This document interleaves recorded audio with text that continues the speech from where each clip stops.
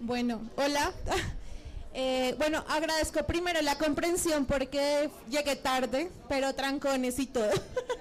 Bueno, yo soy ingeniera forestal de la Distrital, ahí hice mi maestría en manejo, uso y conservación del bosque y vi una materia que se llamó Ecología del Fuego en Leñosas y creo que ese fue el punto de inflexión donde dije que es esto, tengo que aprender más. Posteriormente hice mi doctorado en la Universidad Nacional con el grupo de investigación Ecolmod, que tiene una línea de investigación muy fuerte en el tema de fuego e incendios forestales, y pues ahí empecé a profundizar todo lo que era ecología del fuego. Y en el año 2017 me salí de la zona de confort de la ciencia, de publicar papers y articularme más con las comunidades y con diferentes actores para empezar a desarrollar estrategias de manejo integral del fuego, y eso fue lo que me llevó a trabajar procesos legislativos en la materia. Bueno, buenas tardes. Yo soy Lilia Roa, soy profesora de la Pontificia Universidad Javeriana y realmente mi relación con la idea del fuego tiene que ver que es un proceso que moldea de alguna manera el funcionamiento de algunos ecosistemas terrestres donde me gusta trabajar. Específicamente estos sistemas que han sido transformados, esos sistemas boscosos que han sido transformados principalmente para sistemas, por ejemplo, de ganadería o otros sistemas productivos, lo cual se ha moldeado a través de la historia de la humanidad con el uso del fuego.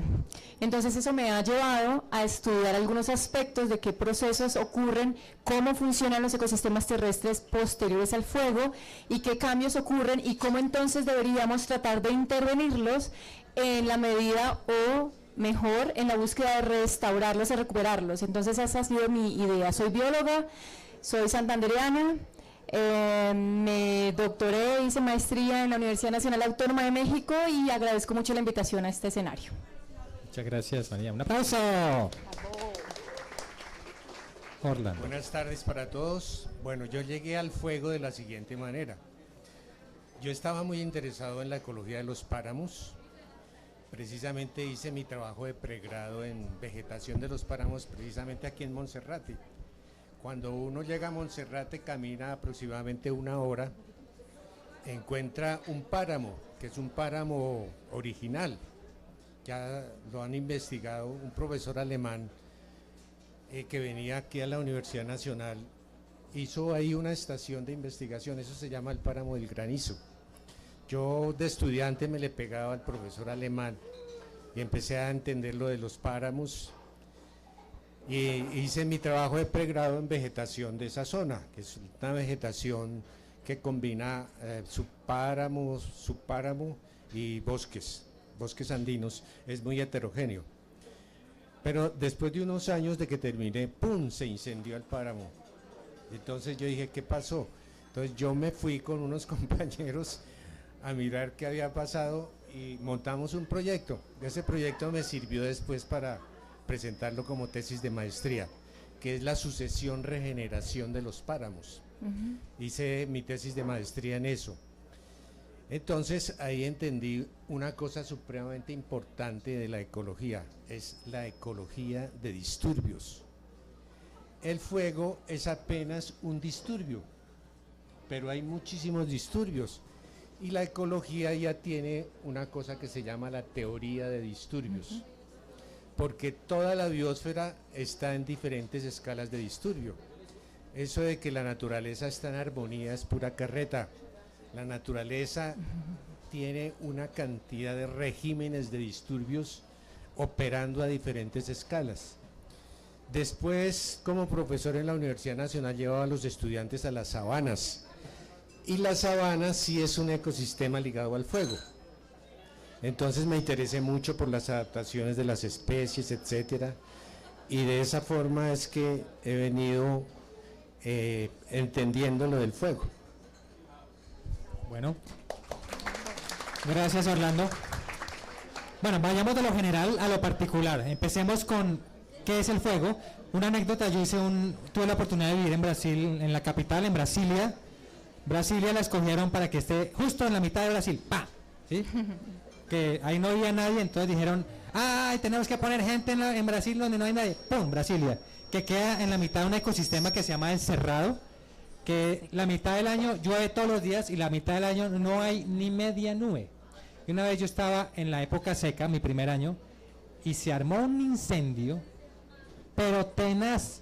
Y yo decía, oh no, las plantas, ¿qué va a pasar? Los animales. Y me decían, tranquilo, son incendios naturales y este ecosistema depende de que haya fuegos. Y yo, ¿qué?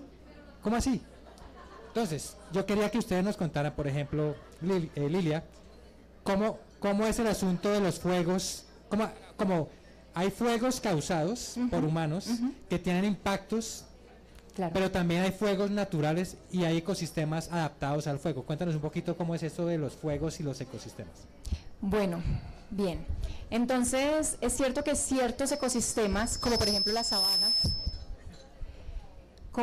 sabanas, son sistemas adaptados a las condiciones de fuego y su régimen natural de perturbación incorpora ciclos de fuego regulares, por ejemplo anuales o bianuales. Y el funcionamiento del ecosistema completo depende que esos ciclos de fuego ocurran.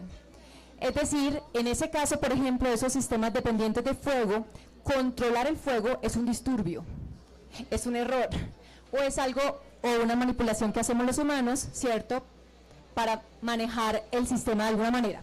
Entonces, los sistemas que dependen del fuego funcionan y su productividad y su funcionamiento y su periodicidad y sus ciclos regenerativos dependen de la presencia del fuego durante ciertos ciclos anuales. Hay otros sistemas que no son dependientes ni tolerantes del fuego, como nos decía el profesor Orlando, por ejemplo, los páramos. De hecho, sistemas andinos en general, sistemas de montaña, donde hay una humedad relativa mucho mayor, unas características de suelo y de coberturas vegetales, donde las especies que están presentes no están adaptadas ni son tolerantes a las condiciones de fuego. Entonces, el fuego en este tipo de sistemas es de hecho el disturbio, y ahí es donde necesitamos empezar a controlarlo y a evitarlo pues a toda costa. Entonces hay sistemas dependientes de fuego para su funcionamiento y sistemas que no son dependientes del fuego, donde el fuego realmente funciona como un disturbio que deberíamos controlar. ¿Cierto, profe? Cierto. ¿Algo más? ¿Alguien quiere agregar algo a la respuesta? Muy bien, Lidia. Bueno, ¿ahí? Bueno, una diferenciación que también hay que hacer es que hay 4 términos que usualmente se confunden, y ese es un problema, por ejemplo, de los medios de comunicación cuando se habla del tema de incendios y de fuego. Uno, el fuego es bueno, el fuego es la cara positiva, y lo malo es el incendio forestal.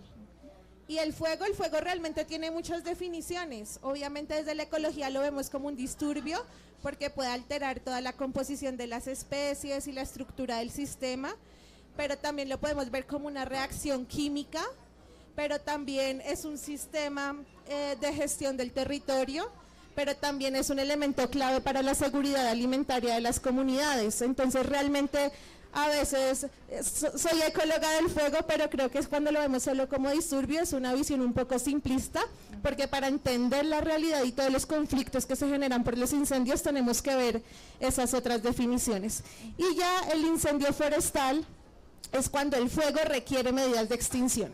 Si el fuego está presente en un sistema, se puede propagar en un sistema dependiente y no requiere medidas de extinción. Incluso eso es una práctica de manejo en ecosistemas dependientes del fuego. Pero en el momento en que yo tengo que entrar a combatirlo, ahí es cuando se considera que es un incendio forestal.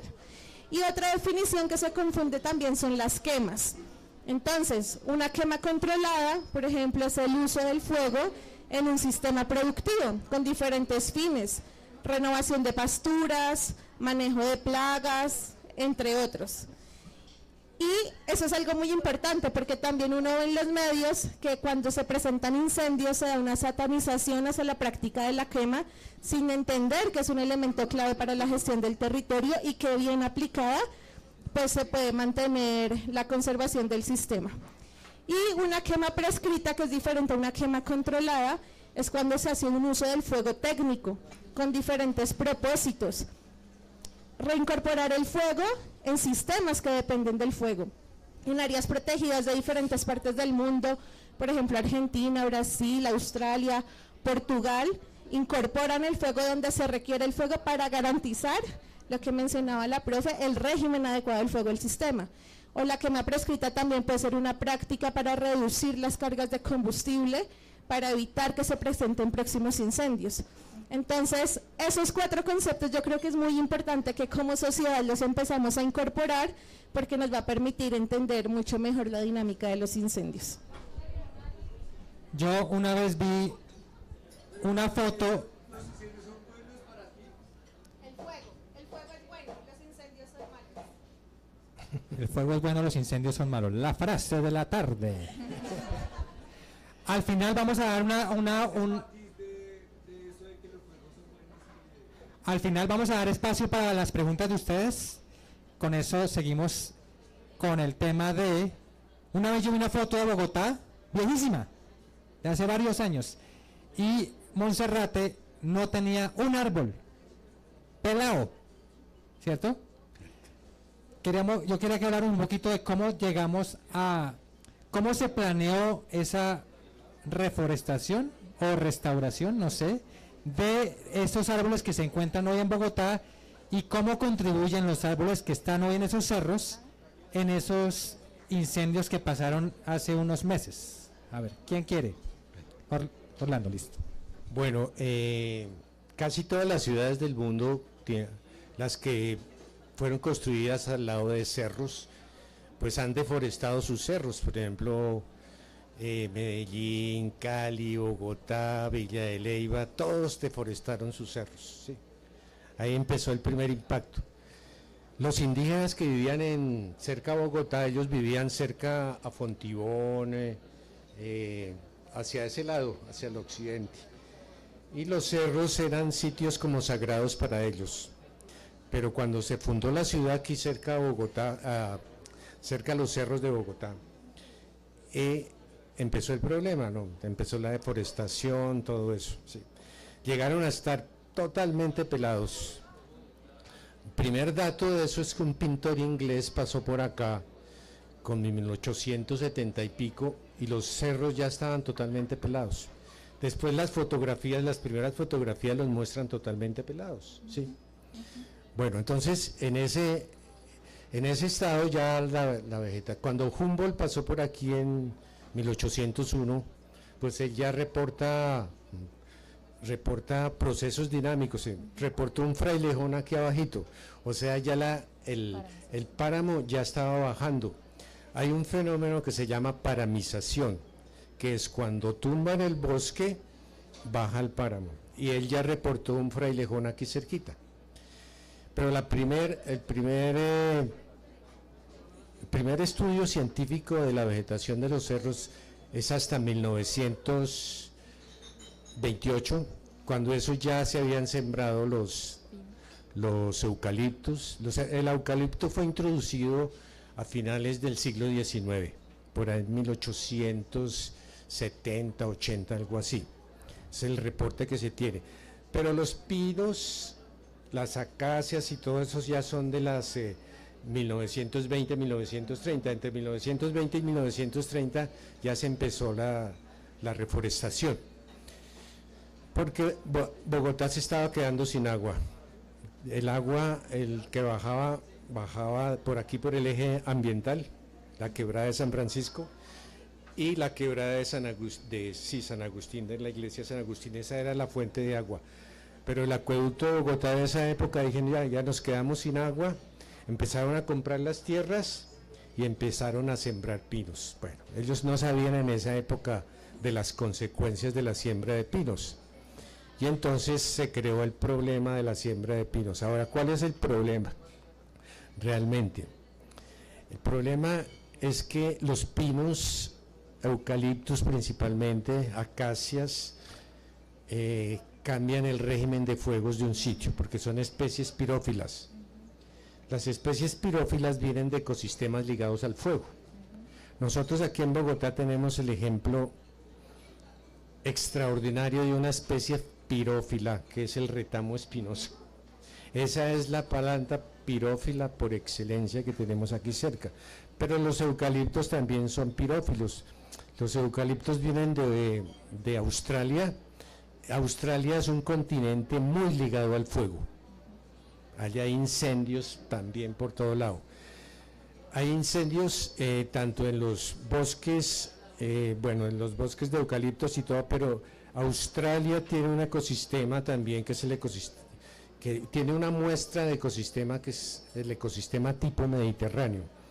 Cuando ustedes escuchan por la radio que se quemó California, que hay incendios en Chile, que hay incendios en España, que hay incendios en Grecia, esos son ecosistemas tipo mediterráneo y esos son ligados al fuego.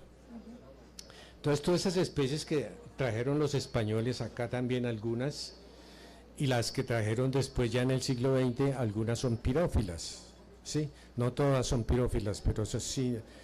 Entonces la idea es saber cuáles son los rasgos que tienen las especies pirófilas, pero de eso sale, Lilia sabe de eso, que trabaja los rasgos. A ver, Lilia. Bueno, entonces hablemos de las especies pirófilas. Las especies pirófilas requieren en alguna parte de su ciclo de vida el fuego para rebrotar, por ejemplo, como por ejemplo los pastos. Los pastos tienen un sistema radicular, un sistema de tallos subterráneos, y para la renovación de la productividad de los pastos, de hecho, las comunidades utilizan el fuego. Entonces se queman las partes aéreas y eso genera el rebrote de partes jóvenes con alta cantidad de proteínas y pues más deseables para el ganado, por ejemplo. Entonces eso lo sabemos muy bien. Hay algunas plantas que necesitan el fuego para rebrotar, sobre todo porque sus sistemas reproductivos dependen de que el fuego elimine las partes aéreas. Otras especies, por ejemplo, como el pino, son especies serotinosas. Las especies serotinosas, por ejemplo, tienen la particularidad, si conocemos las piñas del pino, ¿cierto? El estróbilo lo llamamos. Las piñas están selladas por ceras para que esas escamas se abran y se pueda dar la reproducción sexual. Es indispensable que se eleven las temperaturas. Entonces, en sus hábitats naturales, pues se elevan las temperaturas a través del fuego. Entonces, la elevación de la temperatura para algunas especies con ese tipo reproductivo dependiente del fuego, serotinosas, requieren, pues para la reproducción sexual, pues necesitamos el fuego. Hay otras especies, por ejemplo, como el retamo espinoso. El retamo espinoso tiene ciclos de vida muy cortos y genera mucha materia orgánica. Tiene ciclos de vida muy cortos y lo que hace, por su biotipo, digámoslo, es producir gran cantidad de semillas y dejar esas semillas almacenadas en el suelo. Esa gran cantidad de semillas las produce en un tiempo muy corto y se muere la parte herbácea, y eso genera mucho combustible. El fuego, ¿qué hace? Precisamente quemar ese combustible, ¿para qué? Para disparar la producción del banco de semillas. Todas esas semillas que quedaron en el suelo renuevan otra vez la población del retamo espinoso, por ejemplo. Entonces, hay algunas especies pirófilas, todas ellas asociadas con características que son detonadas o determinadas por el fuego. ¿Para qué? Para garantizar su reproductividad, el renuevo de sus poblaciones y el incremento de sus coberturas, que es lo que todas las especies vegetales desean. Entonces, eso lo llamamos especies pirófilas.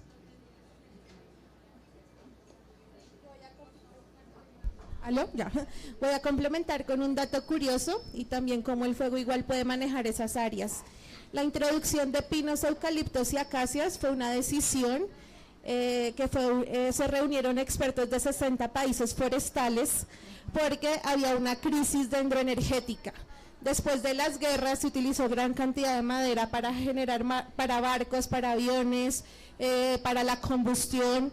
Entonces, después de las guerras mundiales hubo una crisis muy grande de madera. Entonces las Naciones Unidas se reunió con expertos forestales donde hicieron una lista de las especies de mayor valor dendroenergético, y como todavía no estábamos ante las dinámicas del petróleo y teníamos esa crisis de que nos íbamos a quedar sin energía y la madera era la principal fuente de energía, se dio una política mundial para el repoblamiento de áreas degradadas con estas especies porque tienen un alto potencial dendroenergético y estábamos enfrentando una crisis energética. Entonces fue una decisión que se tomó bajo conciencia por expertos forestales en el momento ante la crisis dendroenergética. Eso es como dato curioso. Lo segundo es que si bien estos ecosistemas atraen el fuego también nos sirve para manejarlos y reducir los incendios forestales. Yo también tengo formación bomberil, tengo formación en quemas prescritas y he tenido la oportunidad de hacer quemas prescritas en ecosistemas con pinos y en ecosistemas con retamo para reducir las cargas de combustible y así evitar los incendios. Por ejemplo, el mes pasado estuve en Portugal, estuvimos quemando los pinos, que no solo es quemarlos para reducir las cargas de combustible, eso también se complementa con otras estrategias de manejo silvicultural que incluyen podas, incluyen tracción animal para retirar grandes troncos que están en el suelo que pueden ser mucho material combustible, y después de eso se pueden implementar las quemas para reducir la carga. Y una quema prescrita es tan perfecta, que cuando tú terminas de quemar, la humedad del suelo se mantiene igual. Y tú puedes ver incluso cómo los insectos caminan por el fuego y la temperatura es tan adecuada que ni siquiera se queman. Entonces, el fuego también es una opción para manejar esos sistemas. En el caso del retamo es más complicado, porque como lo mencionaste, el fuego promueve la propagación del retamo, pero también hay unos estudios que indican que la utilización del fuego bajo mucha alta intensidad y frecuencia también podría eliminar las poblaciones, pero todavía está en estudio. Pero por ahora, fuego en cerca zonas de retamo, no, porque aumenta la propagación de la especie. Cuando yo era niño casi, o sea, no recuerdo tanto que existieran periodos tan frecuentes de sequía, ¿no? Yo les quería preguntar, antes de pasar al tema de restauración versus reforestación y qué hacer con estos parches que están acá quemados en todo el país, ¿ustedes ven que es probable o poco probable que existan cada año estos periodos de fenómeno de la niña, estas sequías que nos hagan prepararnos ya para el próximo incendio? Entonces, Sigue tú. ¿yo? Bueno, entonces les cuento, es muy probable. El evento de la niña y el evento del niño, que son eventos climáticos extremos, son cada vez más frecuentes. Teníamos la idea de que eran menos predecibles, pero suponemos que más o menos cada 5 o 6 años estamos teniendo eventos climáticos extremos relacionados con el fenómeno del niño, y las proyecciones, utilizando los diferentes modelos climáticos que utilizan un montón de variables, las proyecciones indican que van a ser mucho más frecuentes y mucho más severos. Entonces eso es grave. El fenómeno del niño, el fenómeno de la niña, los huracanes, van a ser cada vez más frecuentes. Esto va a generar una transición muy importante en los ecosistemas como los vemos hoy, como funcionan hoy, porque van a tener que responder de alguna manera a estos eventos más frecuentes y más severos. Entonces el fenómeno del niño, que tiene todo que ver con la temperatura del Océano Pacífico, por ejemplo, están todos interconectados, va a ocurrir cada 5, 6 años, cada 4 años, y esto va a generar unas sequías extremas, incluso en sistemas muy húmedos, como la Amazonia, por ejemplo. El oeste amazónico, de la gran cuenca amazónica, es un poco más húmeda que la parte central y la parte oriental, y sin embargo se considera que vamos a tener más o menos una frecuencia o un incremento en las temporadas de sequías, incluso por encima de los, vamos a incrementar los tiempos de sequía por encima de los 2 meses al año. Eso es mucho para un sistema tan húmedo como el sistema amazónico. Ya hay predicciones para los diferentes ecosistemas, hay mucha incertidumbre al respecto, estamos apenas aprendiendo, los modelos son eso, un modelo, un ejercicio académico, hay mucha incertidumbre, pero lo cierto es que hay más frecuencia. Entonces, como dice Carlos, tenemos que ya, ahora que nos están incendiando los cerros, y sabiendo con cierta certidumbre que van a venir nuevas temporadas de sequía, de baja presión atmosférica de agua, necesitamos entonces entender cuáles van a ser las acciones que tomamos ahora, no cuando se incendie ni después, sino ahora ante esos episodios que sí van a volver a ocurrir. Además, acuérdense de esto, estas temporadas de incendio ocurren todos los años, con niño o sin niño, ocurren todos los años. El niño exacerba los puntos de calor, exacerba o incrementa las posibilidades de que hayan más incendios, pero van a seguir ocurriendo todos los años. ¿Qué estamos haciendo hoy para evitar que se conviertan en incendios forestales que transformen y cambien todo el funcionamiento del ecosistema? Es la pregunta que debemos hacernos. Bueno, Lilia planteó un problema que es el cambio del régimen de fuegos, ¿sí? Los ecosistemas, como hemos dicho, naturales ligados al fuego tienen su régimen de fuego. Todos los ecosistemas del mundo en este momento están cambiando su régimen de disturbios, ¿sí? Por el efecto del fenómeno del Niño, pero hay otras cosas que ayudan a que se presenten los fuegos. Un régimen de disturbios de fuegos básicamente es la frecuencia. Entonces Lilia dijo, por ejemplo, cada vez la frecuencia del fenómeno del Niño se acorta. Entonces, ¿qué va a pasar? Va a haber más fuegos, ¿sí? Pero ligado a eso hay otros fenómenos, que es que entre más humanos, más pirófilos, ¿sí? ¿Por qué? Porque la mayoría de incendios que ocurren son por efecto humano. Unos se sale el fuego de control, pero hay gente muy pirófila que quema por quemar, ¿sí? Eso es un problema muy grave. Lo otro es el cambio de las especies. Por ejemplo, hace poco miraba un trabajo en España. En España los campos se quedaron sin campesinos. Y entonces, ¿qué pasó? En España son ecosistemas tipo mediterráneo que son ligados al fuego. Entonces regeneró la vegetación. La vegetación que regenera en esos ecosistemas tipo mediterráneo es principalmente arbustiva y arbórea. Y entonces se volvió una vegetación continua, porque la gente, ya no hay campesinos. Eso es un fenómeno europeo, en Francia, en España, y entonces regeneró la vegetación. Y claro, como es un ecosistema ligado al fuego, se producen lo que llaman ahora mega incendios, que son incendios de muchísimas hectáreas, imposibles, no los pueden apagar. Esa es la definición de un mega incendio, que nadie lo puede apagar, porque el incendio crea su propio clima. Entonces, las coberturas continuas son un fenómeno que incrementa la frecuencia de fuegos. Entonces, nosotros lo que tenemos aquí en los cerros de Bogotá es una bomba de tiempo, porque son coberturas continuas de especies pirófilas, ¿sí? Y otra cosa es que hay, pues como no se hace control del combustible, pues eso puede explotar a cualquier momento. Entonces, hay muchos fenómenos ligados a eso que apenas se están estudiando, porque hay un nuevo fenómeno con los megaincendios. Pues aquí no hemos tenido megaincendios, ¿o sí, María? En la sabana.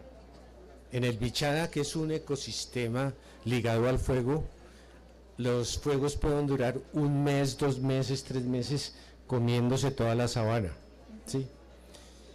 Y allá se cambió el régimen de fuegos, porque hay una cantidad de fuegos de origen humano, ¿sí? Bueno, entonces hay otros fenómenos que cambian el régimen de fuegos. Las noticias, por ejemplo, que venían de Chile, que también era una zona de ecosistema tipo mediterráneo, la gente analizaba eso, qué fue lo que produjo la catástrofe. Además de que es un clima tipo mediterráneo con bastante sequía, con fenómeno del Niño, las coberturas vegetales ayudaron a eso. ¿Y qué coberturas vegetales eran? En Chile, la industria maderera ha sembrado muchos pinos y eucaliptos. Entonces, el incremento de sembrar especies pirófilas es uno. Pero les voy a poner un ejemplo que nosotros tratamos de estudiar en Villa de Leyva. Ustedes van a Villa de Leyva, miran los cerros que quedan ahí detrás de la ciudad. Eso desde que se fundó la ciudad, eso eran bosques de robles. ¿Y ahora qué es? Ahora parece una sabana. Tiene una especie pirófila invasora africana que es Melinis vinutiflora, una invasora. Entonces, el sitio se trabajó, se convierte, bueno, nosotros utilizamos el término sabanización, se convirtió en una sabana. Entonces, el régimen de fuegos, hoy me mostraron una foto que había un incendio en Villa de Leyva, ¿sí? eso que se está quemando son las gramíneas africanas, y entonces eso se sabanizó y cambia su régimen de disturbios. Ahora parece un régimen de disturbios de sabana. Sí, porque esas especies producen mucha biomasa, la biomasa se muere, tienen mucho combustible y eso se quema muy fácil. Entonces hay muchísimos factores de cómo se cambia un régimen de disturbios, cómo se cambia un régimen de disturbios en un ecosistema, que es una tarea que tenemos que estudiar bien en los ecosistemas de Colombia.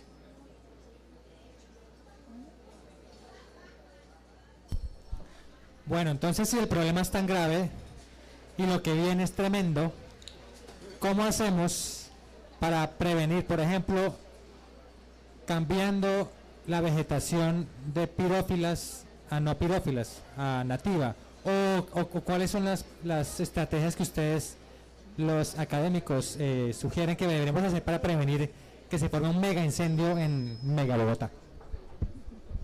Uy, bueno, de verdad es que las estrategias son muchas. Y acá podría yo hablar todo el día de estrategias, pero lo primero es que necesitamos un cambio legislativo. ¿Y por qué un cambio legislativo?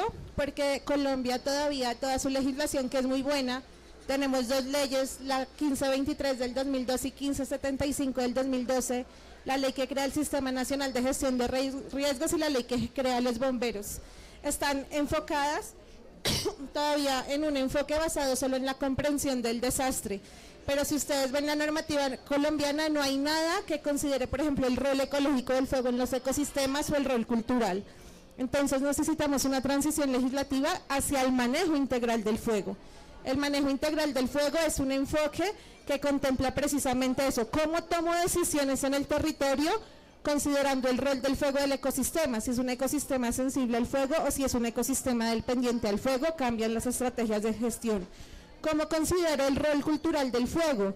Porque ya lo dijimos, la FAO, las Naciones Unidas declararon el fuego como un elemento clave de la seguridad alimentaria y eso no se puede desconocer. Y tercero, ¿cómo manejo el fuego? Yo puedo manejar el fuego en los sistemas con enfoques de prevención o con enfoques de conservación. Y a través de esa legislación se tiene que desarrollar una normatividad, que es por ejemplo la reglamentación de las quemas prescritas como una práctica para reincorporar el fuego en los ecosistemas que lo requieren y también para reducir los incendios. No tenemos reglamentada esa práctica en el país, lo cual nos dificulta las estrategias de manejo. Se tienen que conseguir conformando brigadas, pero las brigadas es muy curioso porque las llaman de primera respuesta, porque en la columna de humo, si hay columna de humo ya es incendio, eso no es una primera respuesta. La respuesta es cómo en el territorio monitoreamos las cargas de combustible y emitimos alertas para que se gestione ese combustible, porque si no tenemos es una bomba de tiempo. Entonces son muchas prácticas. Otra cosa, los bomberos. Hablaba el profe de los mega incendios, hay múltiples incendios, cuarta generación, quinta generación, sexta generación, mega incendios, teraincendios, tormentas de fuego, una cantidad, porque estamos en una dinámica muy compleja que el cambio climático ha retroalimentado esa dinámica de incendios cada vez más severos y ningún país del mundo está preparado. Entonces, algo que por ejemplo desde la parte bomberil se está manejando es cómo nos empezamos a formar para atender los eventos extremos. Los eventos extremos incorporan todos esos términos que les acabo de mencionar, porque nadie está preparado para eso, ningún cuerpo de bomberos de ningún país del mundo. Entonces las prácticas son muchas de gestión, pero realmente es que tenemos una deuda histórica de gestión del territorio. Prevenir los incendios implica prácticas a múltiples escalas del paisaje y múltiples decisiones que van desde la gestión de la finca hasta cómo incorporamos estrategias de manejo en instrumentos de planificación territorial. Entonces la deuda es grande, pero se pueden hacer cosas. Entonces voy a hacer una cuña, ¿sí? De hecho, a los que les interese, estamos haciendo juntanzas del fuego y eso es un movimiento que es a nivel internacional, no es un invento de María Mesa, de un colectivo que se llama los colectivos sin fuego. Y es precisamente cómo articulamos profesionales y todo para apoyar la gestión y el diseño de estrategias territoriales para la prevención de incendios. Y no importa la profesión, todos son útiles. Forestales, administradores de empresas, voluntarios, incluso estamos haciendo monitoreos de puntos de calor con niños de colegio a través de su servicio social para que ellos a través de su misma emisora emitan redes de alerta temprana. Entonces yo creo que el fuego es una oportunidad para generar cohesión social y para que aportemos de esta forma en vez de irnos a sembrar a la loca árboles en zonas donde no debemos. Ok, entonces, voy a resaltar dos cosas con unas especies que ya hemos mencionado un montón.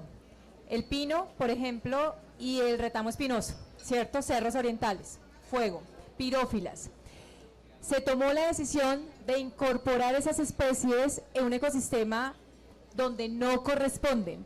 Y se tomó la decisión, el pino, porque tenía madera de buena calidad, alta densidad de madera, por ejemplo, un solo atributo del pino, una especie exótica, y solo le preguntamos qué tal es tu calidad de la madera. No le preguntamos nada más, no le preguntamos qué tal es la hojarasca que produces, ¿tiene alcoholes, fenoles? ¿Qué tal es tu sistema radicular? ¿Qué tal es tu necesidad de agua? ¿Qué efectos vas a tener sobre el suelo con esa altísima demanda de agua? No, yo solamente le pregunté a esa especie qué onda con la densidad de tu madera. Bien, chévere. Lo mismo hicimos con el retamo. ¿Qué hicimos con el retamo? Le preguntamos, ¿usted qué tiene? No, pues un sistema radicular muy chévere. Listo, retención de taludes. Y la incorporamos. No le preguntamos absolutamente nada más. ¿Cuántas semillas produce? ¿Cuánto dura su ciclo de vida, por ejemplo? ¿Qué calidad de materia orgánica está produciendo?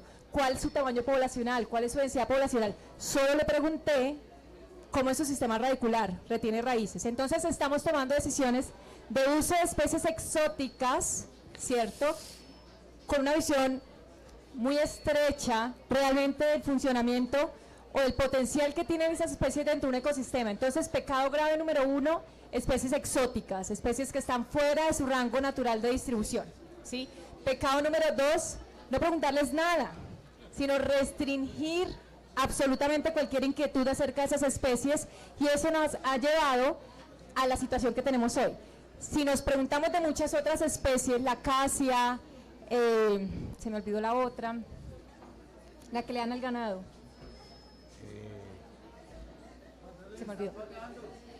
Entonces, como nos decía Carlos, ¿cuáles son las decisiones que tenemos que tomar ahora? Hemos generado un montón de conocimiento, ¿vale? Tenemos que hacerle muchas preguntas a las especies. No necesitamos especies exóticas para procesos de revegetalización o para procesos de restauración ecológica. ¿Qué necesitamos hacer después del incendio? Siempre estamos preocupados por la cobertura vegetal. Una de las pocas cosas o uno de los pocos factores que puede cambiar realmente la textura del suelo es el fuego. Eso lleva a que las arcillas del suelo cambien y se hagan más arenosos los suelos. Eso puede provocar, por ejemplo, deslizamientos en masa. Entonces, pasó el fuego, llegó la lluvia y nos ponemos felices porque llegó la lluvia. Acuérdense que ese suelo cambió su estructura y su textura. Lo que viene son deslizamientos, dependiendo de la intensidad de las lluvias, ¿cierto? ¿Qué estamos haciendo para prevenir eso? Los cerros orientales que tienen una altísima pendiente. Entonces, fíjense que viene un montón de cositas después, ¿sí?, que no necesariamente viene con una revegetalización instantánea posterior del fuego, sino cómo vamos a hacer para contener las consecuencias inmediatas, que no haya remoción de suelo, por ejemplo, y que no traiga otro tipo de problemas. Entonces, por ahí me quedo, profe. Bueno, les voy a... estoy asistiendo a una mesa técnica en donde asiste la CAR, el acueducto, el Humboldt, las universidades también. Bueno, hemos hecho unas salidas para reconocer eso. El problema en realidad es muy complejo y nadie está pensando en los bosques nativos. Resulta que por la Quebrada de la Vieja y por el Cerro del Cable, aquí está la cuchilla, aquí está Bogotá, aquí está la cuchilla, y allá aquí hay otra cuchilla. Y en todo esto, bosques nativos bellísimos. Y nadie habla de eso. Nadie está haciendo un plan para proteger a los bosques nativos. Y si se piensa restaurar, toca primero proteger los bosques nativos, porque no hay restauración sin conservación y no hay conservación sin restauración. ¿Cuáles son las amenazas que tienen esos bosques nativos? Pues lógicamente las especies pirófilas sembradas al borde de los bosques, especies de eucaliptos, especies de Pinus pátula principalmente, pero les voy a decir una cosa que poco se divulga. Hay especies nativas que tienen comportamiento invasor. La Universidad Distrital evaluó en las propiedades del acueducto, las propiedades del acueducto son aproximadamente 4.000 hectáreas. Toda la reserva forestal de los cerros son aproximadamente 14.000 hectáreas. En esas 4.000 hectáreas se evaluaron 500 hectáreas de chusque, Chusquea scandens. Chusquea scandens es un problema, a pesar de que no está en la definición de especie invasora, que la definición de especie invasora es una especie introducida. Estas son especies, nosotros las llamamos en ecología colonizadoras agresivas, pero esas son un problema porque pueden iniciar desde fuegos de superficie hasta fuegos de dosel, porque son especies que trepan sobre los árboles. Y es un problema que no se ha estudiado bien y no hay un plan todavía para eso, para controlarlo. Eso es un mega problema. Es un mega problema. Entonces, esas especies nativas, toca también hacer un plan para controlarlas y evitar que sigan subiéndose encima de los bosques nativos, porque eso ya se ve que han trepado. Si trepan los pinos y trepan los eucaliptos y también van por debajo. Ese es un problema gravísimo. Ese es otro. Hay otras especies nativas que tienen comportamiento invasor, por ejemplo las moras silvestres.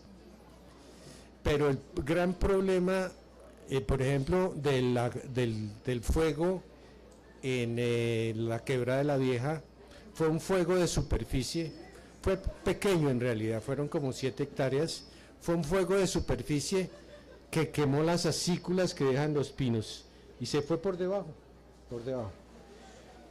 Chamuscó las hojas que iban por arriba, pero no formó un fuego de dosel.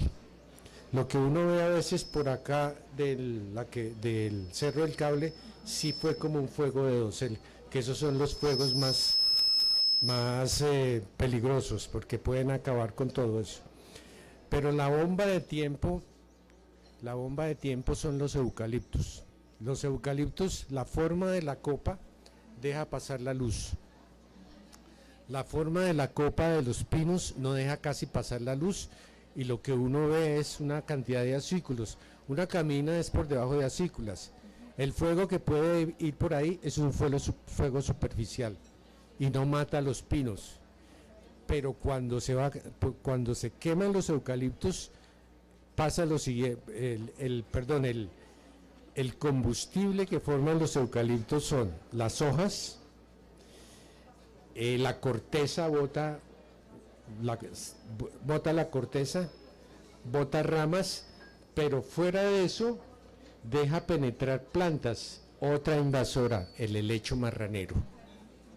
Ese también es supremamente bravo.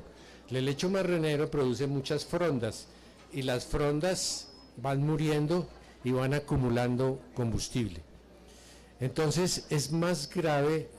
Yo sugerí hoy que hicieran control del combustible en los pinos, en los eucaliptos, porque puede tener una altura más o menos así, 1,50, 1,20 de sola combustible, y eso puede estallar a cualquier momento, ¿sí?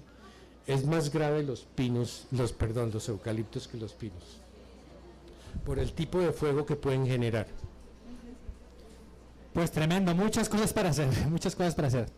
Yo quería saber si ustedes saben acerca de la biodiversidad de los cerros orientales, cómo se ve afectada por los incendios, cuando estaban los fuegos acá, ¿qué pasaba con los zorritos, con las ranitas? ¿Se sabe? O sea, ¿se mueren todas? ¿Se bajan para abajo? O sea, ¿qué? Bueno, esa es una pregunta que yo creo que nadie puede contestar. Y no se puede contestar porque es que el impacto que tenga el incendio sobre el ecosistema que se queme va a depender de dos cosas. Uno, las características previas del ecosistema, que en Colombia no vamos a saber porque tenemos muy pocas redes de parcelas. Y dos, depende también de las características del incendio, porque no es lo mismo un incendio, como mencionó el profe, que es superficial, a un incendio de copa, o incluso si el incendio es de copa, depende del tiempo en que estuvo prendido el fuego, porque a veces el fuego se puede controlar más rápido, no alcanza a dañar los tejidos internos y no hay tanta mortalidad, pero si duró... ¿Hay incendios buenos? Señorita científica, ¿hay incendios buenos? No, los incendios no son buenos. Claro eso, que los incendios no son buenos. Sí, yo creo que todos tenemos claro que los incendios no son buenos y es un problema que tenemos que tratar. Pero si el incendio duró mucho tiempo prendido, ataca los tejidos internos y genera más mortalidad. Es decir, la severidad del incendio va a ser mayor. Y a mayor severidad, porque hay mayor mortalidad, pues también el tiempo de recuperación va a ser diferente, va a ser mayor. Ahora, si el sistema antes del fuego estaba relativamente bien, el tiempo de recuperación puede ser rápido. Pero si tenemos un sistema que estaba previamente impactado, que ya era un ecosistema degradado y viene un incendio de alta intensidad, pues obviamente la recuperación va a ser casi que imposible. Y lo que pasa es que el sistema va a tener una transición, en el caso de los bosques van a dejar de ser bosques y van a pasar a ser otros sistemas. Entonces es muy difícil saber el impacto. Y otra cosa es que nos falta más articulación de la academia con los entes de control para precisamente hacer un monitoreo de esas áreas, para tener parcelas permanentes, entender mejor los sitios y también en la parte de manejo de fauna. Lastimosamente en Colombia no se ha establecido como tal que los cuerpos de bomberos tengan un equipo especializado para hacer esa atención primaria a la fauna en incendios. Los bomberos acá tienen especialidad en rescate de fauna, pero por ejemplo vemos experiencias como la de Bolivia, donde hay bomberos especializados, veterinarios y también biólogos que se encargan de hacer rescate inmediato, conteo inmediato. ¿Qué es lo que pasa? Cuando pasa un incendio y se muere la fauna, prácticamente que para yo saber la afectación tengo que hacer la medida de inmediato, porque nosotros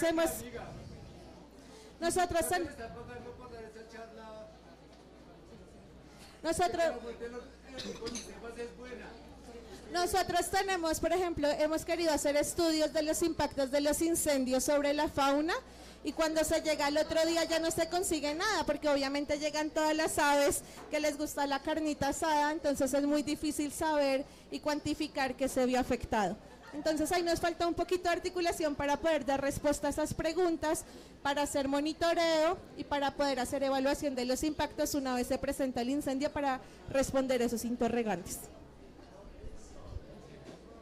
Yo solamente quería agregar, en el particular de los cerros orientales, y cuando ocurren esos incendios en sistemas que han sido transformados por especies invasoras, por ejemplo, toda la fauna asociada es una fauna y es una diversidad generalmente reducida, homogenizada, un poco enrarecida, ¿sí?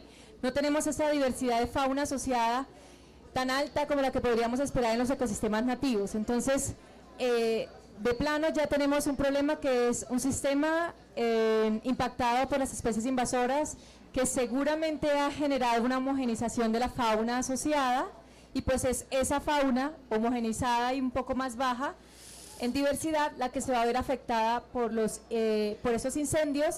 Esta fauna, dependiendo de su capacidad de dispersión, va a poder movilizarse a los sistemas aledaños que no estén enfrentando el disturbio en un momento dado. Y como dice María, pues es algo que no conocemos muy bien, sobre todo en sistemas altamente transformados como los que tenemos en los cerros orientales. Bueno, en cuanto a las plantas, bueno, cuando seguimos la recuperación de un páramo, por ejemplo, en realidad, los páramos no están ligados al fuego, Pero ¿qué pasa? Cuando la gente ve una foto de un frailejón que produjo hojas, pues eso no es garantía de que va a seguir vivo, pero toca esperar a ver si sigue vivo. La gente piensa que como ve un frailejón que rebrota, que está ligado al fuego, preguntan que si el fuego, que si el páramo está ligado al fuego. El páramo no está ligado al fuego para nada. Lo que pasa es que las adaptaciones de las plantas a la alta montaña, el biotipo más exitoso en la biosfera, además de las gramíneas que mencionó Lilia, es el mismo biotipo de un frailejón, es el mismo biotipo de una palma o un helecho arborescente, es un caule con hojas a los lados, con una corona de agua, es el biotipo más exitoso. Está en muchos ecosistemas. Y es exitoso, ¿por qué? Porque tiene el punto vegetativo rodeado de hojas y protegido. Entonces, por eso rebrotan, ¿sí? Las primeras plantas que salen después de un incendio en los páramos son las gramíneas. Porque las gramíneas tienen el punto vegetativo por debajo del suelo. Es el biotipo más exitoso, porque ellas están cerca de las nieves perpetuas, están en todos los ecosistemas del mundo, en praderas, sabanas, hay gramíneas, sí, y resisten la herbivoría también. El fuego en realidad es como un herbívoro que se va comiendo toda la vegetación, entonces resisten. Lo que no resiste el páramo es el pisoteo del ganado. Entonces la primera recomendación, porque la gente pregunta ¿qué hacemos con el páramo? El páramo se recupera, pero no hay que combinar dos disturbios, porque cuando se combinan dos disturbios, fuego y pisoteo y herbivoría, es que el páramo se transforma en un prado. Entonces las recomendaciones que se han hecho es que hay que dejar el páramo quieto. El páramo, el estrato herbáceo, más o menos uno lo ve recuperarse aproximadamente un año. Ya están otra vez en floración los pajonales, ¿sí? Después empieza a regenerar los arbustos y luego sí empieza la lluvia de semillas y así se va recuperando. Entonces hay una cosa, cuando uno ve un páramo así, se recupera la fisonomía, pero no se recupera la comunidad es mucho más largo. Hay gente que calcula que dura aproximadamente unos 10 años en recuperarse, siempre y cuando no venga otro fuego o no venga otro disturbio como el ganado y se recupera, ¿sí? Entonces, sí hay posibilidades eso se llama en restauración la regeneración natural, privilegiar la regeneración natural. Y es la primera estrategia de restauración es privilegiar la regeneración natural. Y nosotros sabemos ya cómo funciona, no hay que gastar tanta plata. Solamente cuando hay pendientes fuertes se puede perder el suelo. Entonces ahí sí hay que hacer acciones para la protección del suelo.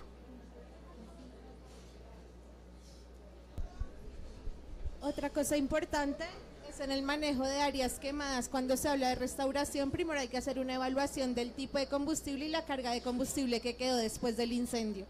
Porque si el incendio fue de alta severidad, lo más probable es que hubo alta mortalidad, hubo harta caída de ramas y eso genera una carga de combustible mucho mayor. Entonces, en esos casos, la restauración pasiva no es una opción. Toca hacer primero unos ejercicios de remoción de cargas de combustible, que tampoco es remover todo el combustible, porque el combustible en una medida adecuada sirve como nodrizas para la regeneración de algunas plantas. Entonces, algo muy importante son hacer esos estudios de forma conjunta. Y lastimosamente en el país, cuando manejamos áreas, el combustible es algo que no tenemos en cuenta, es un elemento en el cual no nos enfocamos. Entonces, antes de ver cuál es el mecanismo, tengo que ver cuál fue la severidad del fuego, medir cuál fue la mortalidad, ver cuál es la vegetación y después del fuego, qué vegetación se está regenerando, que constituyen combustibles finos y qué combustible grueso, que son todas esas ramas grandes y árboles muertos, quedaron para poder hacer un manejo. Y otro dato importante que quiero dar es que también es importante considerar que si un ecosistema es sensible al fuego, igual no quiere decir que no requiera del humo. Últimamente han avanzado demasiado los estudios en genética asociados al fuego y precisamente hace poco se encontró que en el humo que se genera de la quema de vegetación, por ejemplo de las sabanas, hay unos carriquins. Los carriquins son unos butenólidos que desencadenan una serie de efectos en cascada en las plantas y eso genera que esos carriquín influyen en el crecimiento y desarrollo de muchas especies. Entonces, últimos estudios me parecen súper interesantes, han encontrado cómo esos carriquín inducen la floración. Y en relación al fuego, hay algo muy interesante desde la biología del desarrollo, y es que tenemos plantas que tienen floración inducida por el fuego o facultativa. ¿Qué quiere decir facultativa? Que, por ejemplo, el humo puede inducir la floración, pero otros factores ambientales también. Pero hay especies que tienen floración obligada por el fuego y ese humo es lo único que estimula la floración.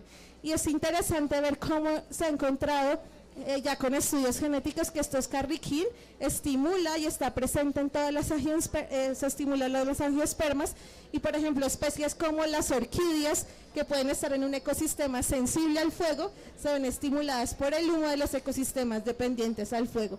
Entonces, ha avanzado muchísimo la investigación en los últimos años, desde diferentes disciplinas, no solo desde la ecología, sino desde la ingeniería genética, desde la biología del desarrollo, desde una cantidad de disciplinas que nos están dando más información que sustenta la toma de decisiones con evidencia. Listo, última pregunta antes de ir a la trivia. Bogotá es una ciudad de 10 millones de habitantes. Los últimos fuegos que hubo, nadie sabía qué hacer. Todos preguntaban, ¿cómo ayudo? Porque es que estoy viendo el fuego ahí. Existen ya estrategias para enseñar, educar, divulgar estos temas a los bogotanos, que los niños aprendan en los colegios qué hacer para o prevenir o qué hacer después del fuego. ¿Existen o qué se les ocurre que se podría hacer? Porque pues si no va a seguir pasando lo mismo para siempre. ¿Quién quiere? Bueno. Sí, profe. ¿El fuego es bueno o malo para los expertos?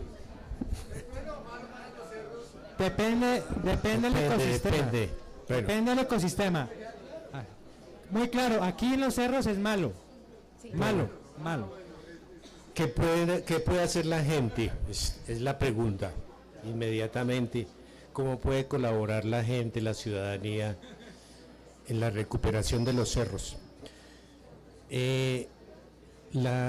Después de un incendio, los suelos, bueno, tanto por las plantaciones de especies introducidas, principalmente el eucaliptus y el pinus, los suelos están totalmente transformados, no tienen casi materia orgánica, ¿sí? Y el incendio, si tenían algo de materia orgánica, el incendio quema la materia orgánica, ¿sí? O sea, esos suelos quedan totalmente sin materia orgánica.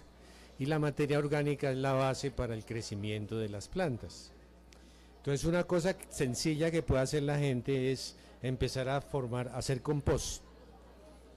Empezar a hacer compost, hay muchos métodos para hacer compost. Ustedes han visto que a veces en los parques hay unos cuadritos ahí, eso se llama la paca digestiva silva. La gente hace compost y eso está muy chévere porque pueden transformar un sitio en un jardín. Eso ya se ve en los parques de Bogotá, se ve muy fácilmente eso. Ahí en el Parkway, cerca de la Universidad Nacional, hay una línea inmensa de gente que transformó el sitio a punta de compost. Entonces, una cosa que puede hacer la gente es, una cosa práctica es hacer bastante compost. Y puede haber muchas formas de reunirlo, etcétera, pero es lo primero que hay que hacer para tratar de transformar esos suelos, darles algo de materia orgánica y poder empezar un proyecto de restauración. Otra forma que hay que hacer es que si no es con compost, sí se puede empezar a formar un suelo con plantas leguminosas de crecimiento rápido. Entonces nosotros, por ejemplo, hemos ensayado una fabácea que es un frijol en últimas, del género Lupinus. Es hasta bonita, la flor es muy bonita.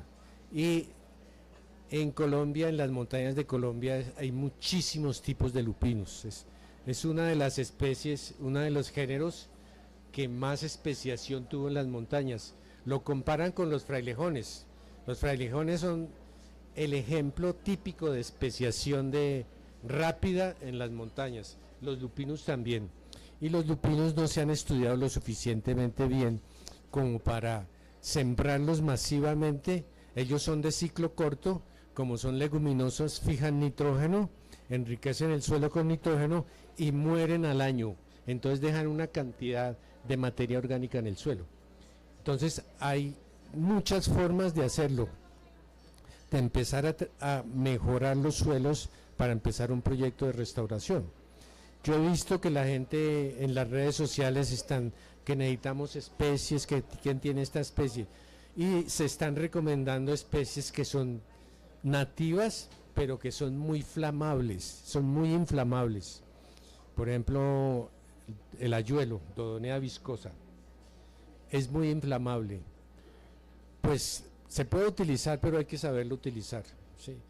El laurel de cera, no más la cera, tiene cera. También se están pidiendo laurel de cera, Dodonea. Hay que tener cuidado con eso, con las especies, porque pueden ser nativas, pero tienen su grado de flamabilidad y se pueden formar un problema ahí. Entonces, para eso sí toca saber seleccionar las especies y cómo se van a propagar y cuáles son las especies adecuadas. Eso, en la reunión de esta mañana se dijo que es mejor hacer una mesa técnica para seleccionar las especies, porque la gente ya está poniendo especies y ni siquiera saben cuál es la etapa sucesional en la que hay que sembrarlas. Entonces yo vi en el listado especies para restaurar bosques, especies de subpáramo, está mal. Entonces toca empezar a hacer las cosas bien, ¿no?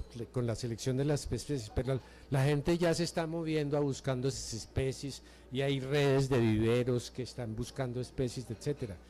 Algo se puede hacer, ojalá se pueda hacer bien y que la gente participe, que la gente pueda participar en ver cómo se recuperan los cerros. Sería una cosa educativa muy bonita.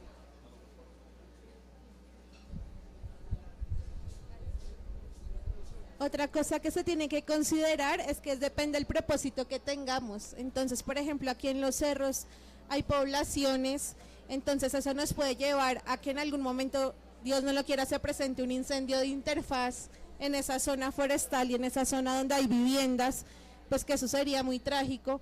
Pero entonces hay algo que se llama la pirojardinería, y la pirojardinería busca cómo manejo yo esas zonas de interfaz para reducir precisamente la vulnerabilidad del sitio y prevenir que se presente un incendio forestal. Y eso considera, por ejemplo, la selección de especies, como mencionó el profe, unas especies que sean menos inflamables en esas zonas de interfaz, pero también incorpora otras prácticas donde se hacen buffers para generar una discontinuidad del combustible o manejos silviculturales de la vegetación. Entonces, si alguien quiere leer más al respecto, pirojardinería es algo súper interesante que se está empezando a implementar. Y otra cosa también es ya el interés de la gente promover la ciencia ciudadana, porque realmente pues hay poca plata para la investigación, hay poca financiación, pero si hacemos ciencia ciudadana se puede empezar a hacer esas colaboraciones para generar información de monitoreo de esas áreas que nos permitan entender mejor el sistema para tomar decisiones adecuadas. Bueno, listo, me hace el favor, todos sacan una hojita. No, llegó la hora del quiz. Cada uno de ustedes va a hacer una pregunta de algo que dijeron. Ustedes escogen quién responde. Si responde bien, se le da un premio. Si responde mal, se le pregunta a otra persona hasta que responda bien. Son 3 preguntas, 3 premios. ¿Quién quiere empezar? Listo, Lilia.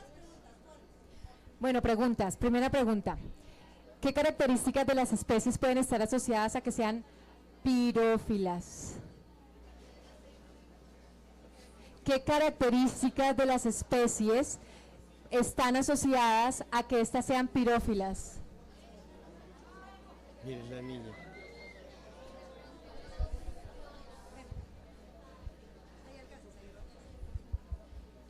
Los componentes químicos que pueden tener en sus cortezas, sus áreas radiculares, o sea, sus características radiculares, la tipo de sistemas aéreos, llamaron ustedes, como la parte aérea de la planta, no sé. ¿Qué opinas, Lilia? ¿Casi, casi o sí, sí o no, no? Casi, un empujón, ¿quién allá? ¿Puedes acercarte? Porque es que no nos alcanza hasta allá.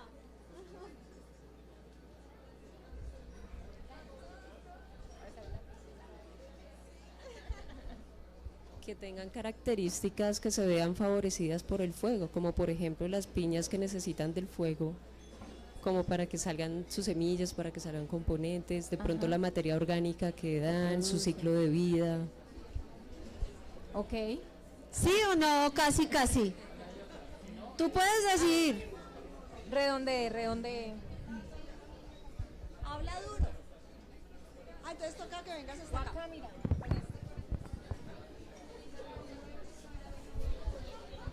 Pues tienen como varios componentes, uno que sería pues morfológico, que es la composición pues de la planta en el caso de los pinos, y produce mayor materia orgánica, pues cuando botan las cosas puede ser más inflamable, como también su composición pues en las ceras, pero también para que sean necesarios en tipo de reproducción y de regeneración, como en el caso de las quemas en los llanos, en las sabanas. Los pastos. Ajá. ¿Sí? Vale, ahí. ¡Ah! ¡Aplausos!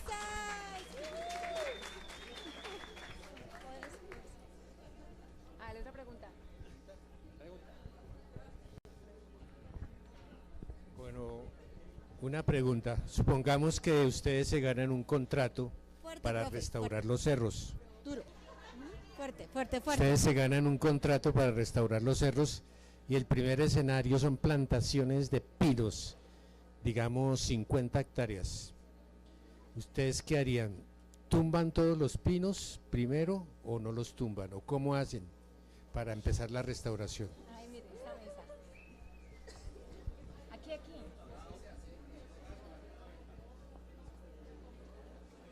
Se le da la plata al que tenga la respuesta correcta.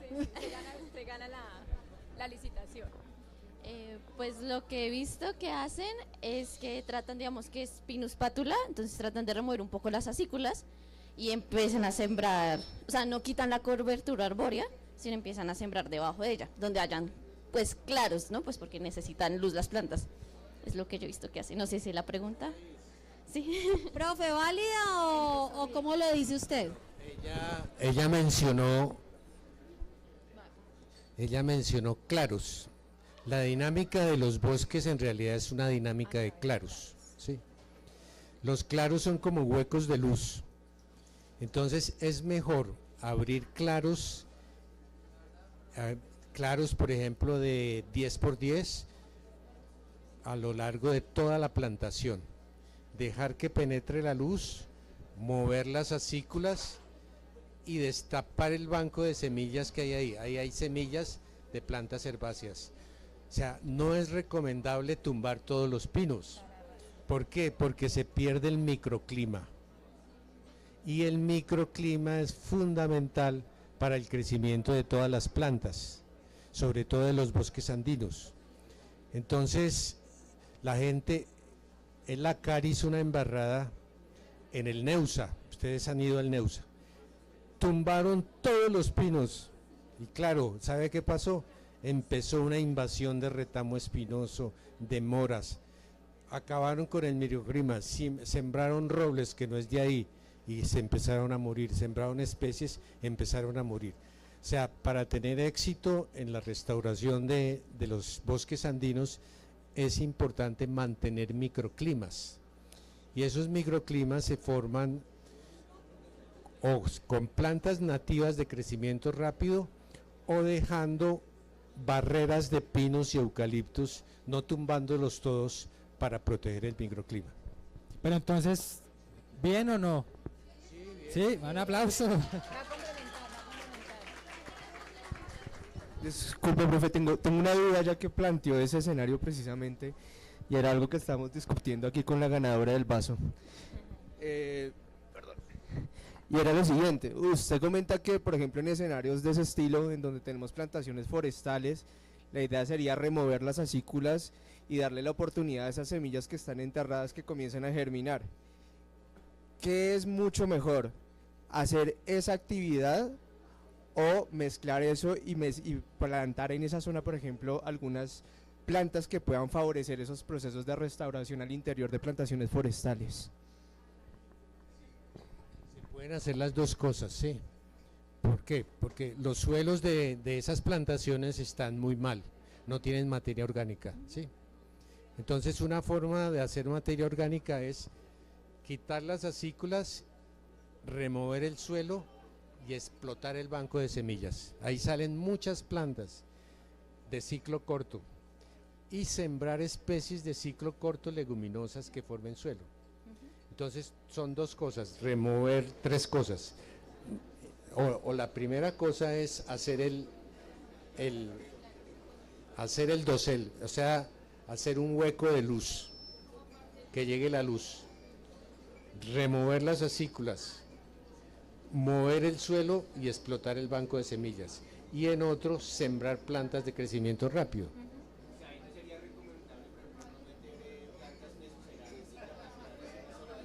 Sí, todas las pioneras.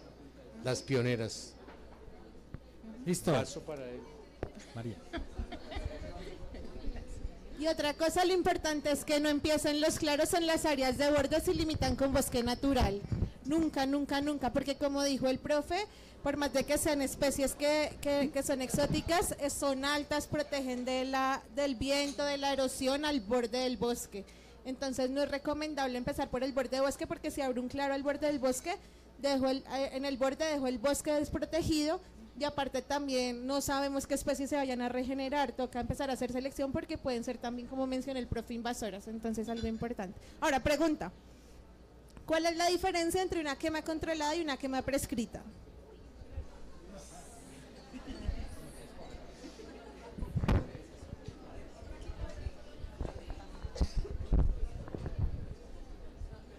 Bueno, una quema prescrita es una quema que se ha planeado milimétricamente como para saber que la función del fuego se va a cumplir, ¿cierto? Una quema controlada pues no es tan planeada, pero tiene un control sobre el fuego, ¿sí o no? Como que no se vaya a salir de control. Precisamente eso. Pues la quema prescrita es medio, o sea, la quema prescrita, o sea, se puede controlar milimétricamente, paso a paso, lo que usted da, pues como planeado, para que el fuego cumpla su función en lo que usted lo está aplicando, ¿sí o qué?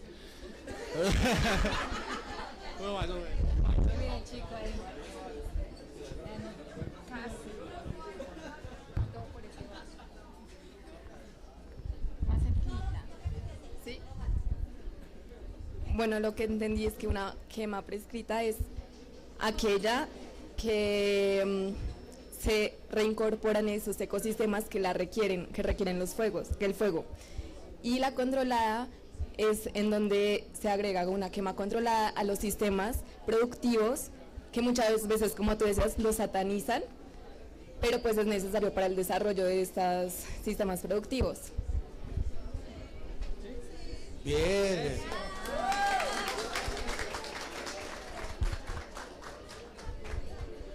Bueno, ya para terminar, ¿alguien tiene preguntas para nuestro panel? Que vengan por acá y hacen una filita, porfa. Vengan hasta acá, porfa.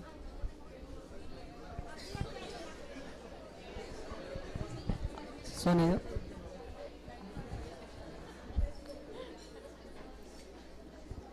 ¿Cómo están? Bueno, yo tengo...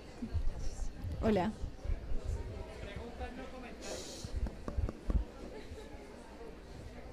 Son varias cosas. Sí, bueno, quisiera saber, ustedes comentaban que hay ciclos de fuego, ¿no? Entonces, en términos de los cerros orientales, ¿tenemos ciclos de fuego en los cerros orientales? Tenemos, sí, o sea, los ecosistemas tienen regímenes del fuego y la respuesta es no, no sabemos el régimen del fuego para ningún ecosistema. Tenemos que ampliar las investigaciones. Por ejemplo, para el caso de las sabanas, hay más estudios en los llanos colombo-venezolanos con sistemas de sabanas similares y depende del tipo de la sabana, hay ciclos que pueden ser una frecuencia de cada 3 o cada 12 años, depende del tipo de la sabana. Para los cerros no conocemos el ciclo. Otra cosa es que ya no hablamos de ciclo natural, los fuegos tenían un régimen natural, esto ya no, entonces ahora hablamos de regímenes culturales que nos permiten entender un poco y lograr ese equilibrio en la conservación, pero la respuesta no se sabe. Bueno, pero para complementar, entonces, en los cerros orientales deberíamos tener ecosistemas más o menos de bosque subandino, andino y páramo. Esos ecosistemas naturalmente no están asociados a un régimen de fuego, ¿vale? Bueno, otra pregunta que me surge es acerca de lo que decía el profe, ¿qué pueden hacer los ciudadanos? Y usted decía que el compost, pero el compost me refiero, digamos, como relacionado con los cerros orientales, ¿el compost de qué?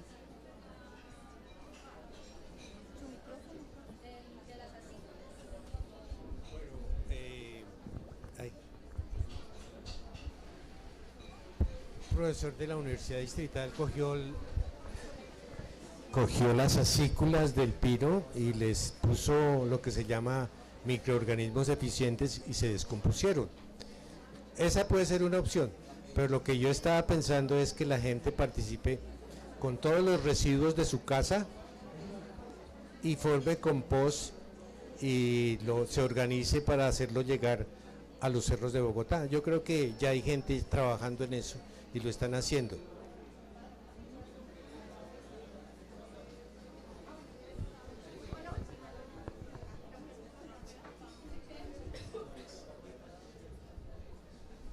Perdón, y la última pregunta que tengo es, digamos, frente a, digamos, como el problema que en este momento tenemos de cerros, creo que sería necesario hacer cortafuegos, ¿no? Por lo que mencionaba el profesor de la continuidad, digamos, del bosque. ¿Dónde sería recomendable hacer estos cortafuegos? O sí, ¿dónde sería? Bueno, María ya lo mencionó, principalmente cerca a los barrios, para que no pase lo que pasó en Chile. En Chile el fuego mató como a 110 personas, era un mega incendio, ¿sí? Pero fíjense una cosa, la que siempre sufre es la gente más humilde, porque ellos construyen sus casitas con materiales inflamables. Pero aquí puede pasar algo grave también. El fuego puede saltar a los barrios, y hay barrios de diferentes estratos a lo largo de todos los cerros, ¿sí? Entonces hay que hacer cortafuegos. Es una de las primeras medidas que hay que hacer. Yo no sé si ya la están haciendo. La gente de algunos barrios se está movilizando para eso. Ojalá lo estén haciendo sobre todo en los barrios más humildes, donde hacen las casitas con madera, etcétera, eso. Y que tengan puntos de agua también. Por ejemplo, adaptarse al cambio climático. Nosotros vivimos 3 años con niña y cayó agua por montones, pero nadie almacenó esa agua. O sea que no nos estamos preparando para el cambio climático. O sea, las autoridades no saben qué hacer realmente de lo que llaman adaptarse al cambio climático. Adaptarse al cambio climático es eso. O sea, retirar todas esas especies que son combustibles, manejar los combustibles, hacer quemas fresquitas, ¿sí? Reducir el combustible, retirar las especies y hacer cortafuegos. Sí. Eso es lo que hay que hacer. Una cosa es que los cortafuegos en las áreas de pendiente y más en el sistema que tenemos sirven más es como zonas de acceso y también un poquito para movilización de los cuerpos de control, porque las características de las especies que están en los cerros están en zona de pendiente, como se estimulan por el fuego saltan, entonces es fácil que salten y se propague el incendio. Si a mí me dijeran ¿Qué tienen que hacer? Tendrían que hacer remoción manual o contracción animal de combustible grueso y las quemas prescritas con cuerpos de bomberos, que los cuerpos de bomberos las hagan de combustible fino, y realmente la quema es lo más barato para manejar el combustible y es la opción más fácil. Mientras obviamente se van haciendo planes de restauración, de sustitución de especies, de otras cosas, porque también tenemos la pregunta, ¿qué es más prioritario? Que vayamos sustituyendo esos ecosistemas que están establecidos, que igual ya tienen una biodiversidad de fauna asociada y que se pueden manejar para que no sean una bomba de tiempo para los incendios, o que empecemos a recuperar y restaurar zonas que están peladas. Y otra cosa es que hay que hacer unos cambios en serio normativos importantes, porque mientras, por ejemplo, en Colombia se siga considerando una mejora de tierra para la titulación, el talar bosque, van a seguir habiendo incendios y deforestación. Y también en la zona de los cerros hay problemas de parcelación, bueno, hay una cantidad de conflictos sociales que también es importante tener en cuenta porque están asociados a las causas de los incendios. Pues yo no le tengo pregunta, yo soy promotora de gestión de riesgo de Chapinero y acabo de entregar un presupuesto participativo y empoderar la parte rural con equipamiento, pero no estábamos preparados para el incendio sino para la niña. Entonces es importante las investigaciones porque fueron tierreros, no sé si vieron las noticias, quien estuvo aquí presente en el campo de batalla el jueves del incendio del cable fue tenaz. No se imaginan cómo estábamos rezando esa montaña para que no se bajara a una parcelación de retamo espinoso, y confiamos en los bomberos y los bomberos estaban tan cansados porque estaban de un incendio al otro. Fueron manos criminales, le están echando la culpa al turismo y el turismo en esta zona está muy controlado. Y hablando de cortafuegos, los cerros tienen carreteables que nosotros no los vemos por las copas de los árboles. Yo fui diseñadora del trazo mariposas, que ahorita hay una forma de mirar cómo le cambiamos el imaginario a este alcalde para mirar que solo entre la contingencia de gestión de riesgo para esos trazos que no son de turismo, sino para mirar cómo nuestros bomberos suben día a día más rápido. ¿Qué pasó en La Vieja? Pues se perdieron, no sabían cómo entrar, no me llamaron literalmente. ¿Y qué pasó en el cable? La emergencia pensábamos que era en el cerro del Pico del Águila, que ha tenido muchos inconvenientes ahí al frente de los tanques del silencio, y pues vemos que hace 10 años también se incendió esa parcelación y ya está verde otra vez con pilo. Y pues cuando llegó Peñalosa, por eso fue el cortafuegos, y pues se incendió aquí también por manos criminales de la Escuela Logística Militar. Alguien se quedó dormido con una colilla.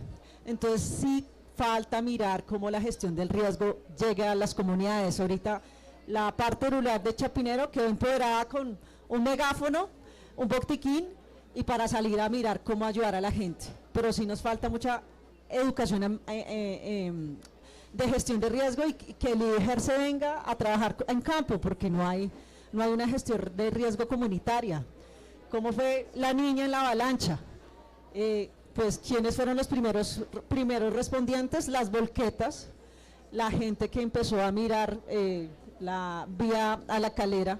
Entonces eso es importante, que todos tengamos como la participación ciudadana para poder hacer. Y aquí les traigo algo que espero que Carlos me deje el perfil de los cerros. Yo conozco los cerros y pues me encantaría mirar una charla con eso, porque este es mi trabajo de 7, 8 años con la Fundación Cerros.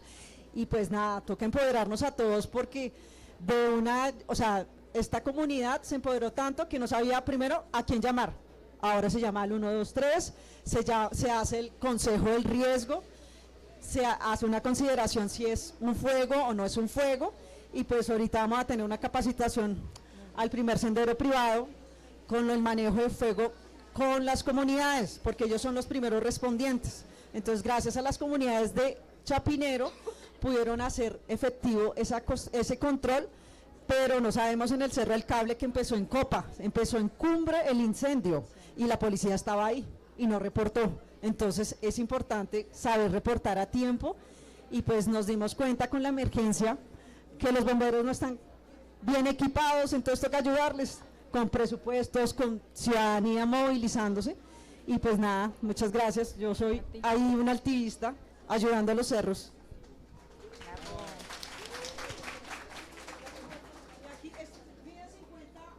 Ándale, va a ser complicado. Donde el paisaje nativo, ustedes lo van a ver transformado. Y pues me los caminé con el trazo mariposas, pero no me gustó el turismo que se estaba enfocando con el cerro, con el sendero. Y ahora pues espero que el conocimiento se llegue para la gestión del riesgo del cambio climático de esta acuarela. Que hicimos más voluntarios. Qué lindo. Y que pues la verdad me enamoró, me cambió la vida. Los cerros de Bogotá, aquí está.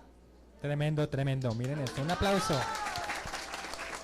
Y claro que sí, invitada para un video de Ciencia Café y nos cuentes todo. El que quiera pasar, el paisaje más nativo está en el sur de Bogotá, porque tenemos un páramo, unos verdes divino, y pues ya va cambiando en el centro de Bogotá por toda esa transformación paisajística de eucalipto, acacias, toda esa parte. Entonces ahí se ven esos parches y pues aquí tengo toda la memoria de los bosques nativos de los cerros. Pues eso es nuestro patrimonio, pues tenemos que cuidarlo. ¡Bravo!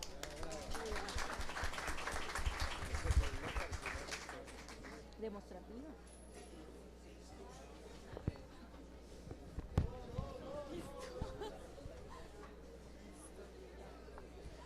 Hola, muy buenas noches. Bueno, más que una consideración, más que una pregunta, tenía como una reflexión, una consideración que venía pensando desde que ustedes estaban hablando. Y es que en medio de todo este proceso para seleccionar especies nativas para la reforestación en los cerros orientales, algo que considero que se debe mencionar, que se debe tener en cuenta, son estos parches que el profe mencionó por la quebrada de la Vieja de bosques naturales, porque hay que aprovechar que están esos bosques naturales, porque así se puede asegurar una especie de regeneración natural directamente en los cerros. Entonces, haciendo obviamente un plan de manejo, seleccionando las especies adecuadas para reforestar, no solamente que no sean pirófilas, sino que también aseguren diferentes tipos de dispersión. Yo diría que más que todo dispersión por animales, para asegurar que la fauna que está en estos parches, digamos de la quebrada de la Vieja, se pueda trasladar hasta los cerros. O sea, fue esta consideración que estaba pensando desde lo poco que sé. Yo soy estudiante de ingeniería forestal ya de últimos semestres, que se debe tener en cuenta. Obviamente es un plan muy ambicioso y habría que hablarlo con las entidades pertinentes, en este caso con la CAR. Algo que mencionabas vos y que es muy interesante, y es que la academia está muy desconectada con los entes de control. Entonces eso también sería como muy importante para también asegurar primero la legislación y segundo la reforestación. Entonces pues estoy tratando de ser lo más concisa posible para no expandirme, pero no sé el profesor qué piense al respecto. O este profe. Bueno, cuando se restauran bosques se utilizan aproximadamente unas 3 o 4 estrategias. Primero es favorecer la regeneración natural, como tú dices. Sí. Esa es la primera estrategia y es la más barata. Segundo, hay una que llamamos nucleación. La nucleación es hacer como, ya mencionamos, en últimas la nucleación también son como hacer claros, pero en vegetación abierta, cuando se van a se seleccionan áreas y se empieza a ensamblar especies. O sea, las especies que tú dices, para llenar los cerros de especies pioneras y empiece a regenerar, es eso. Entonces, especies dispersadas por el viento son fundamentales, pero también hemos encontrado que en los cerros hay muchas especies dispersadas por aves. Entonces, se hacen nucleaciones combinadas, especies dispersadas por el viento y especies dispersadas por aves. ¿Por qué? Porque restaurar 14.000 hectáreas, ¿eso quién lo hace? Entonces toca poner a trabajar a la naturaleza. Y lo único es hacer a lo largo de todo eso nucleaciones que boten semillas, que vayan botando semillas por todas partes. Entonces, las más importantes que yo he visto, como por ejemplo los arbolocos, de lo que he visto en los cerros no hay casi arbolocos, pero el arboloco es una especie de bosques andinos que se dispersa muy bien y que crece rapidísimo y puede formar núcleos rápidos que inicien un proceso de restauración. Es para iniciar procesos de restauración. Y hay muchas especies, eso es lo que no se ha clasificado bien, las especies pioneras para empezar a hacer nucleaciones. La otra estrategia, bueno, entonces hay regeneración natural, nucleaciones y revegetalización. Hay cosas que no se pueden restaurar, por ejemplo esas pendientes tan berracas que hay aquí del frente, eso es difícil, pero ahí sí puede llegar una semilla y empezar a cubrir eso. Entonces hay muchas estrategias. La revegetalización también se puede utilizar con plantaciones de especies nativas. No todo es restauración porque no se puede. Porque a veces es importante hacer plantaciones con especies nativas que boten muchísimas semillas hacia los cerros y empezar una regeneración. Gracias. ¿Otra pregunta? Ya para terminar. Última pregunta. Primero que todo, muy buenas noches. Gracias por esta charla tan interesante. Y pues mi pregunta siento que va un poco relacionada a lo que estaba mencionando la chica antes. Y es que, primero, pues bajo qué criterios uno selecciona esas especies que van a entrar a ser parte de la restauración y cuáles serían puntualmente esas especies que dentro de cada etapa de la sucesión vegetal nos van a garantizar una restauración exitosa.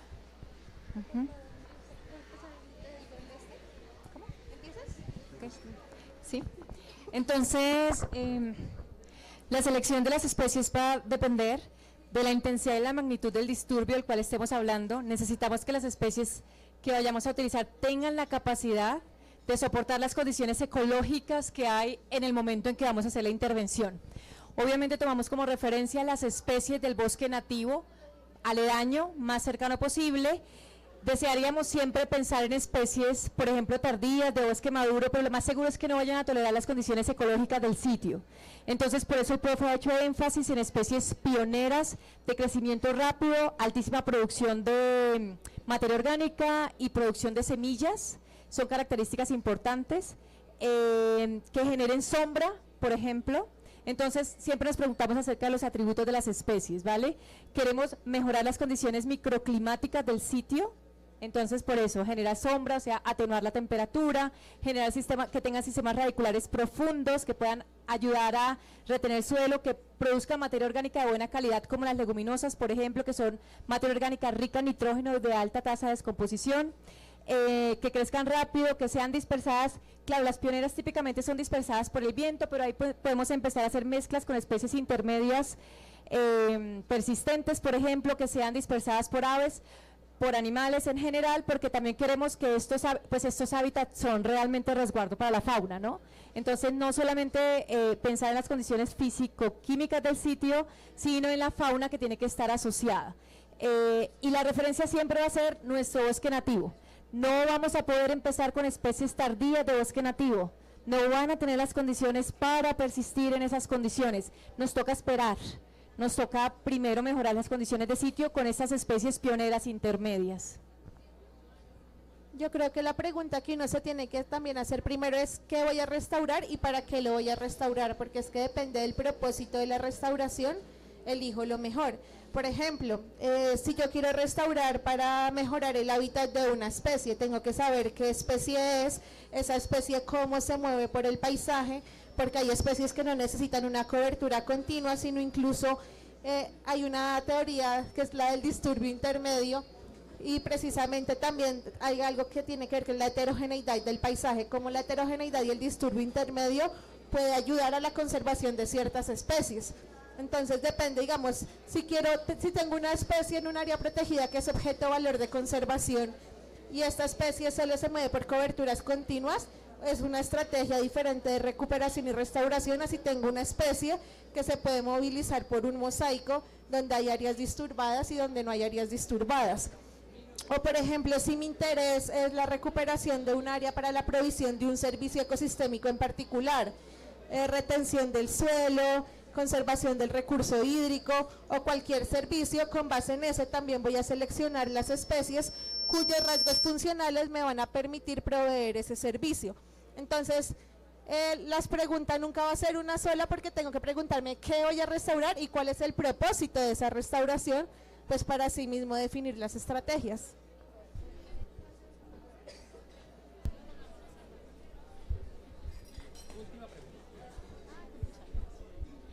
Bueno, buenas noches.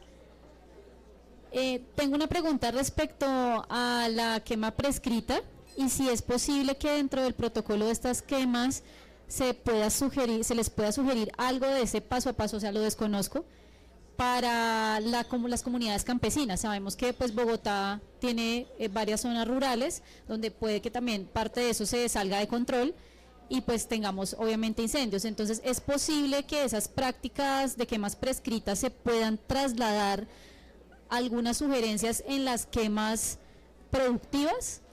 O las quemas productivas ya tienen un protocolo en el que se pueden hacer, y si en este momento, por lo menos en la región andina o acá en Bogotá o en Cundinamarca, existe algún tipo de protocolo que los campesinos ya estén manejando o puedan manejar.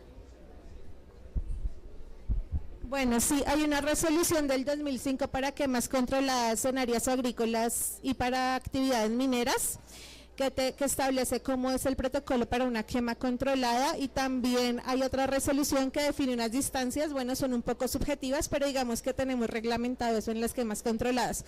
Ahorita en fenómeno del Niño, obviamente en épocas secas las quemas no son sugeridas porque aumenta la probabilidad de incendios, y hay que tener en cuenta dos cosas con las quemas controladas. Uno, que la gente sabe hacer muy bien las quemas controladas.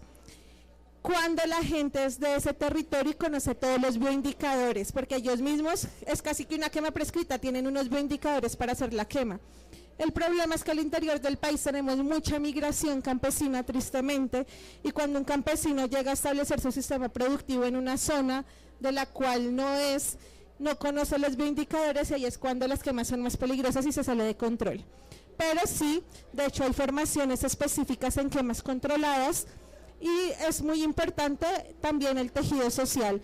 En el campo cada vez se van más los jóvenes, cada vez quedan personas pues que va aumentando su edad, que quedan solos, y también no es lo mismo cuando el campesino hacía solo entre 2 personas la quema controlada, cuando ya lo hace con 70, 80 años, porque hemos visto campesinos de esa edad haciendo las quemas porque las tienen que hacer.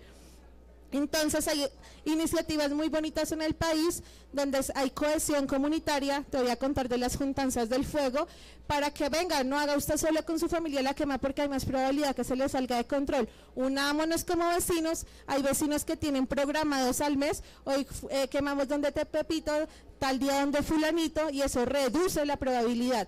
Otra cosa, miremos las causas de los incendios. Las últimas causas de los incendios no son por quemas controladas que se salen de control. Sí, pueden generar un incendio, pero tenemos unas dinámicas políticas y sociales muy complejas. El arco de la deforestación, la tumba rosa y quema es para apropiación de grandes extensiones de terreno, no es para la gestión productiva de un campesino pequeño. Tenemos especulación, tenemos parceladores en los cerros orientales, tenemos empresas que lo hacen por cobrar un seguro. Incluso hay casos de alcaldes por activar las carteras de emergencia del municipio porque es más fácil sacar dinero en un riesgo que no hay tantas sillas encima. Por ejemplo, en la cuenca amazónica, en las zonas indígenas donde los indígenas hacen las quemas, no se generan incendios, los incendios se están generando en las zonas de colonización para la extensión de la frontera agropecuaria de grandes productores. Entonces, este tema de sí, una quema controlada se puede salir de control, pero les juro que la mayor causa de los incendios forestales están asociados a unos conflictos sociales, políticos y económicos que ni siquiera alcanzamos a dimensionar. Es que ya se nos acabó el tiempo, pero ellos van a estar acá para que sigan hablando, conversando, mientras se toma una pola. Quiero que le demos un aplauso a Orlando, a Lilia y a María, por favor.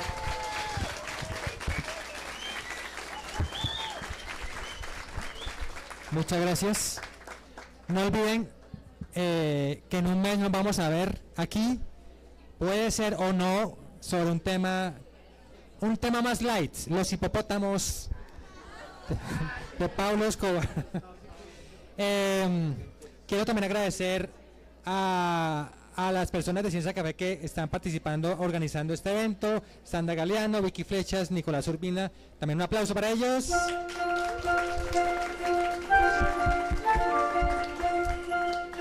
Y no se pierdan, vamos a estar transmitiendo esos videos en nuestro canal de YouTube, y todos los meses estamos pasando videos de ciencia criolla con la gente que hace la ciencia. Nos vemos en un mes en Ciencia. Muchas gracias a Casa Magola Buen Día. Un aplauso para Casa Magola Buen Día. Nos vemos en un mes en Ciencia Café. Su merced, chaito.